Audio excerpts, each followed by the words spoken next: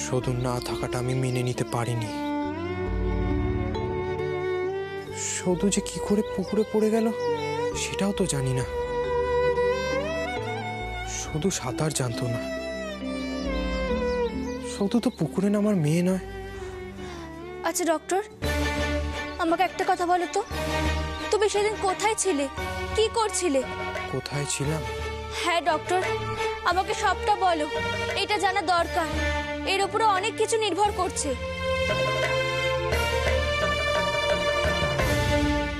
আমি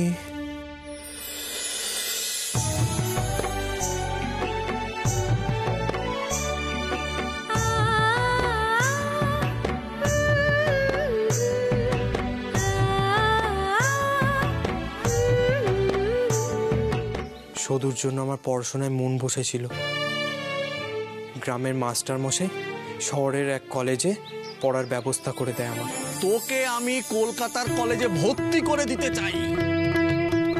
আমি যাব কলেজে, তাও আবার কলকাতায়? হ্যাঁ রে। সেটা সদু জানলে সব থেকে বেশি খুশি হতো। সেটা জানানোর জন্য আমি সদুকে খুঁজছিলাম। সদুকে যখন বলবো আমার কলকাতার কলেজের নাম উঠেছে, সদু পাকামিটা শুধু দেখতে হবে। আমি গেলে নিশ্চয়ই সদুও তো আমার সাথে কলকাতায় যাবে। সদুকে বলবো কলকাতার মেয়েদের মতো সাজতে। তারপর আমি পুকুর পাড় থেকে সদুর চিৎকার শুনতে পাই।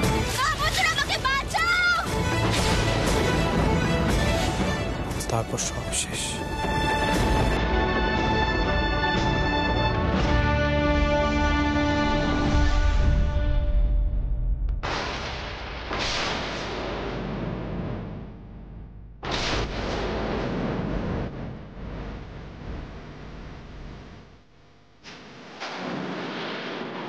মাকে উঠোনে অনেক প্রশ্নের মুখোমুখি হতে হচ্ছে। সকলকে থামানো উচিত।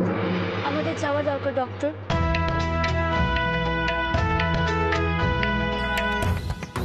মিনি আপনারই মেয়ে, আপনি ওকে পেটে ধরেছেন। ভগবান আমার কপালে সন্তান সুখ লেখেনি।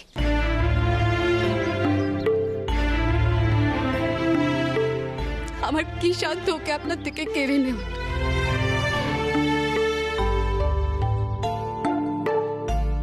আপনি আপনি যদি না চান তাহলে তোর মুখটাও আমি দেখতে পাবো না।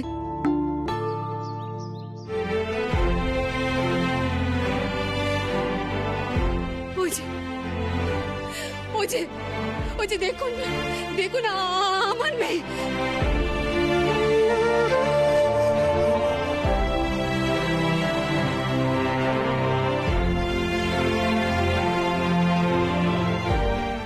আমার মিনি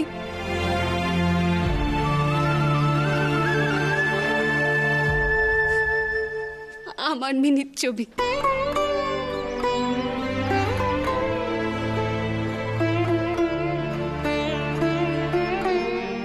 আচ্ছা বলুন তো, কোন মা যদি তার মরা মেয়ের মুখ অন্য কোনো মেয়ের মুখে দেখে তাকে মেয়ে বলে তার কাছে ছুটে যায়, সেটা কি খুব অন্যায় মেম সাহেব?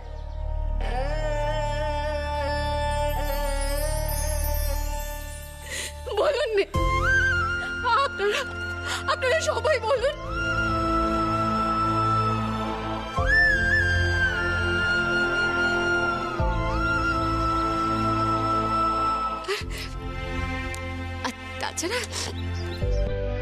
তাছাড়া মিনি তো আমার কোলে মাথা দিয়ে আমাকে মা বলেছে।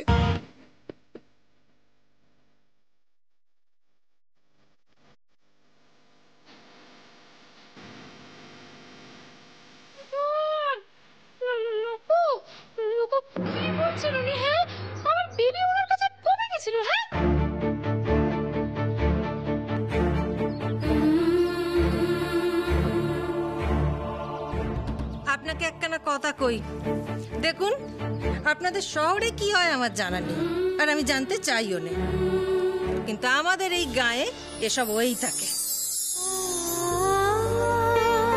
মা ছাড়াও অন্য কেউ কাউকে মায়ের মতনই ভালোবাসে। আপনার হয়তো সে কথা জানা নেই। কথা কিন্তু সত্যি। লোকেশ বাবু, আপনি জানেন নিশ্চয়ই এ কথা।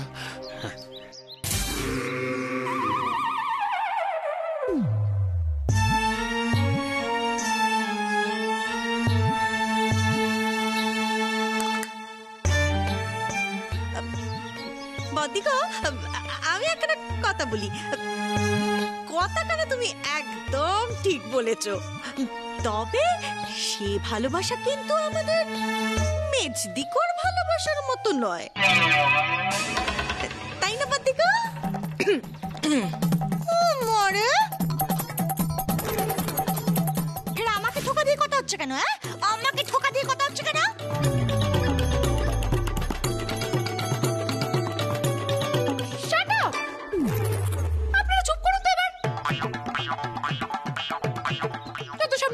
ঝগড়া শুনুন, আপনাদের এই মিডল ক্লাস ঝগড়ার থেকে না এটা বেশি ইম্পর্টেন্ট। বেবি, বেবি, এই লোকো, বেবি কোথায় গেল বলো তো? এই এখানে না, কোথায় গেল বেবি? বেবি, বেবি,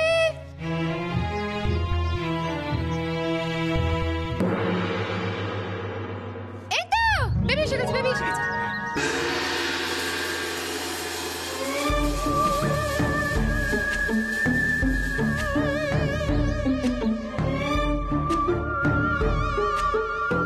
আচ্ছা বেবি, তুমি আমাদের না জানিয়ে ওনার কাছে গেছিলে? উনি তো তাই বলছেন।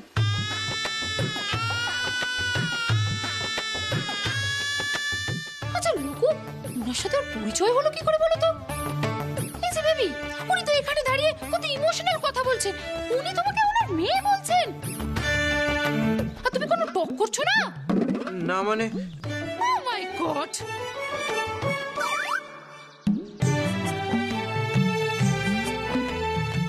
মম, এটা তো সত্যি যে আমাকে সদুর মতো দেখতে।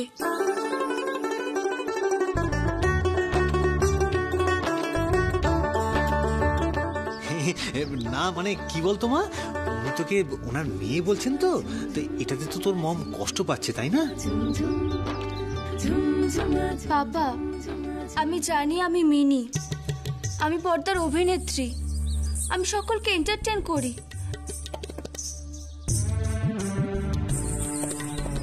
কিন্তু আমার রিয়েল লাইফে যদি এমন কোনো ঘটনা ঘটে যায় যে কেউ এসে আমাকে নিজের মেয়ে ভাবে, আমাকে সে ভালোবেসে রেতে খাওয়ায়, তাতে ক্ষতি কি?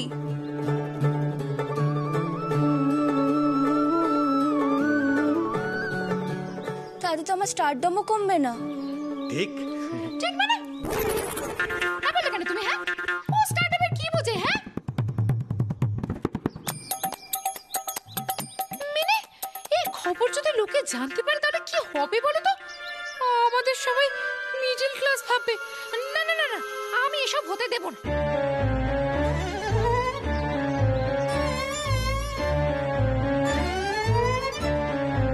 হ্যাঁ, এখন তুমি যদি জোর করো তাহলে আমার কিছু বলার নেই।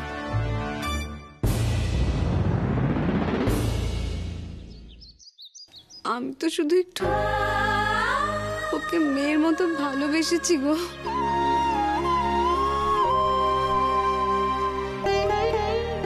তাতে এত সমস্যা?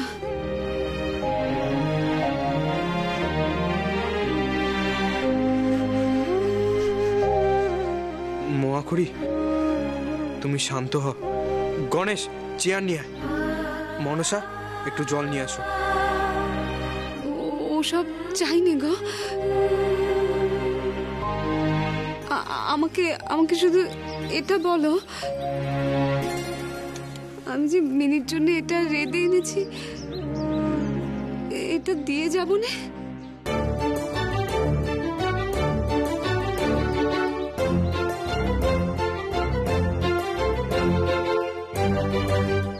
নিশ্চয়ই দিয়ে যাবে। আমি খাবো মো আন্টি।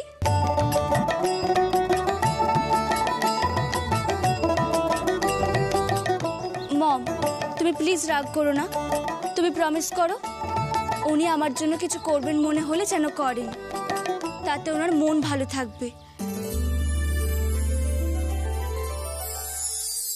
আর আমি ভালো থাকবো।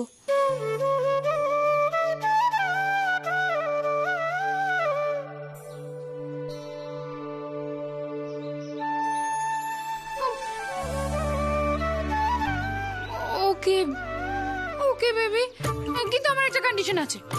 উনি যদি তোমার জন্য কিছু কুক করতে চান, সেটা আমার সামনে কুক করতে হবে। তুমি একটা স্টার না, তোমার একটা হাইজিন বলে ব্যাপার আছে না।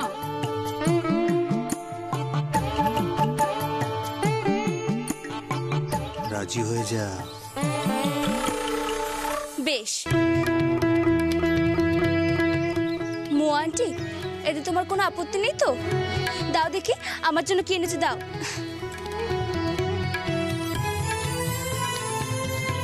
আপত্তি কিসে? আমি তো কেবল তোর জন্যই।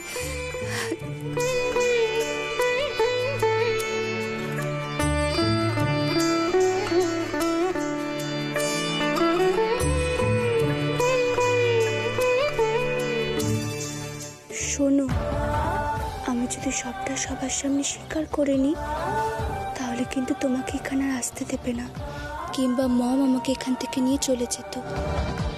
তুমি কিছু মনে করো না, কেমন? সত্যিটা কেবল আমাদের মধ্যেই থাকুক।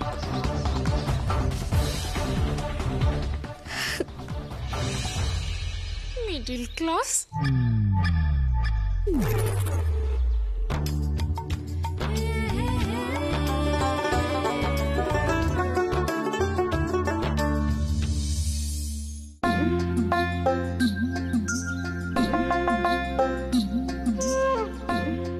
মহাখুড়ি, মহাখুড়ি, কি হয়েছে শঙ্কর? তো তুমি পিছে পিছে এলে যে বড়, কি হয়েছে? কিছু কইবে? মিনি কি সত্যি তোমার কাছে এসেছিল?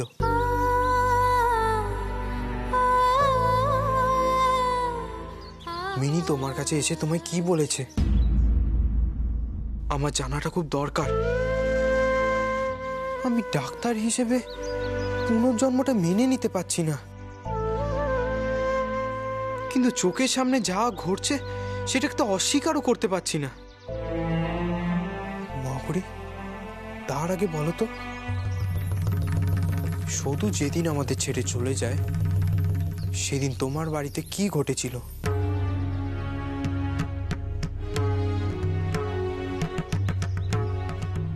মহাকুড়ি, চুপ করে থেকো না, আর চুপ করে থাকাটা ঠিক হবে না।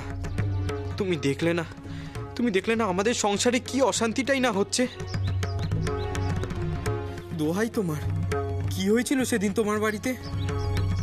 সেদিন জানতে পেরেছিলাম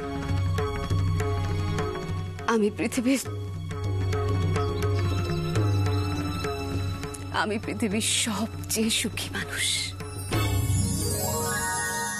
মা,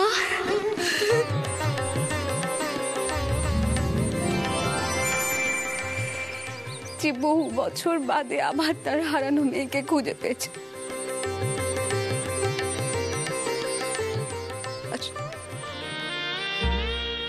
সেদিনই টের পেয়েছিলাম আসলে আমি পৃথিবীর সব চাইতে দুঃখী মানুষ, যে তার হারানো মেয়েকে ফিরে পেয়েও আবার হারিয়ে ফেলেছে। মহাকুড়ি, শুধু কি তোমার মেয়ে? হ্যাঁ, তুই আমার মেয়ে,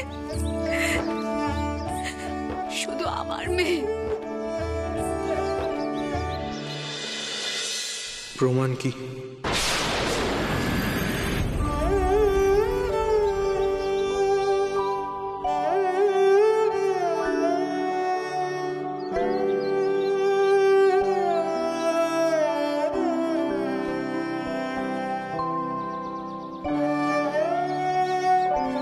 দেখো,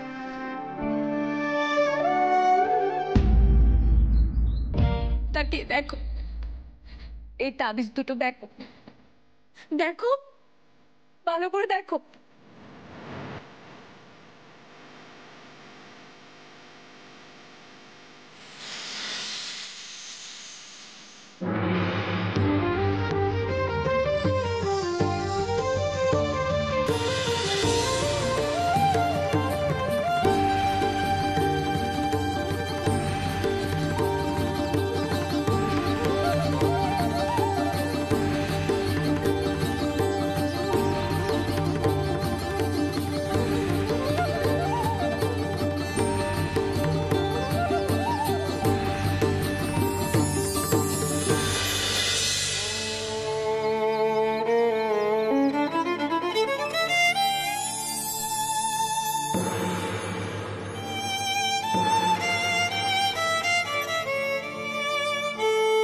আমি সেদিন লক্ষ্মী পূজার প্রসাদ নিয়ে আমার মায়ের কাছে গিয়েছিলাম। তাবিজটা আমার সাথেই ছিল, আর দ্বিতীয় তাবিজটা আমি মায়ের কাছে দেখি। এই দুটো তাবিজের একটা ছিল শুধুর কাছে, একটা ছিল আমার কাছে। শুধু যখন জানতে পারলো আমি ওর মা,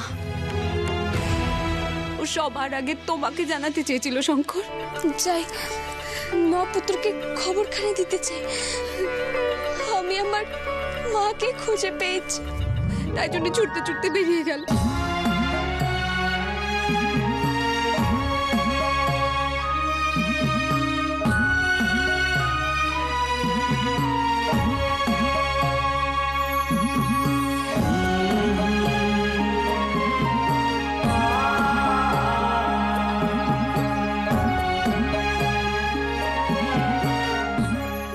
শুধু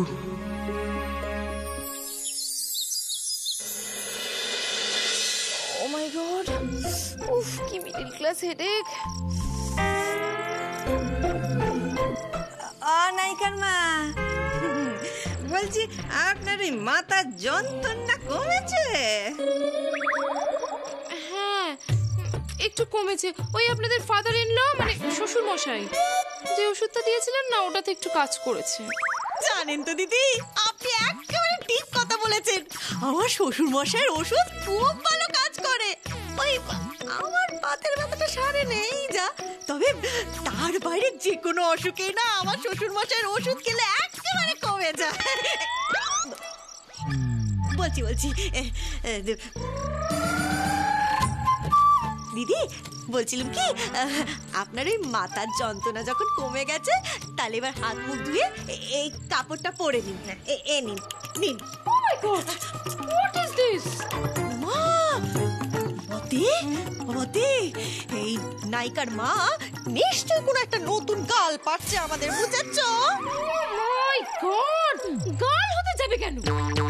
বলছি এইসব আপনি আমাকে দিচ্ছেন কেন? হ্যাঁ, এইসব আমাকে মানায় নাকি? তো সব ওল্ড ডিজাইন। ও মাই গড। ও মা, বলেন কি রে ছোট? এই বৃহস্পতিবার ওদের এই শাড়িতেই তো সব থেকে বেশি ভালো মানায়, তাই না? আমার দি একেবারে ঠিক বলেছে, ঠিক কথা। অ্যান্ট, হ্যাঁ, ও আপনারা এও অ্যান্টের কথা বলছেন, মানে এও পিঁপড়ের কথা বলছেন? এই সেরেছে আমার দি, কম সেরেছে গো, একেবারে কম সেরেছে, একেবারে সেরেছে।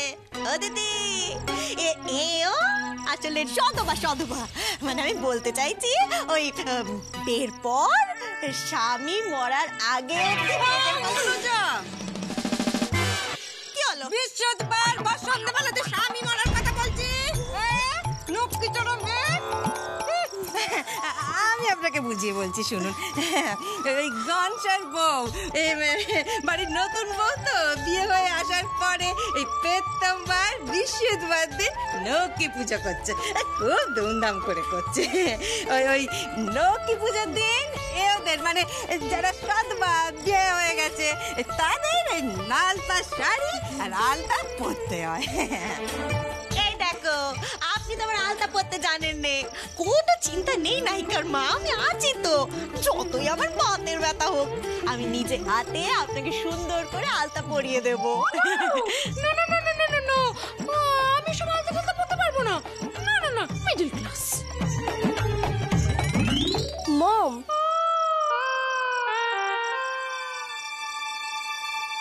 মম, তুমি এই শাড়িটা একবার পরে দেখো না, দেখো তোমাকে খুব সুন্দর লাগবে। নতুন নতুন কস্টিউম ট্রাই করাটা তো একটা ফ্যাশন, তাই না?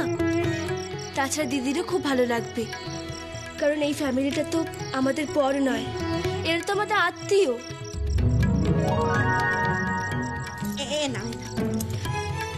তুমি এই শাড়িটা একবার পরো, তুমি আমার কথা শুনবে না মম? শুনবো, করবো আমি, তাতে যতই আমার মিডল ক্লাস লাগুক না কেন।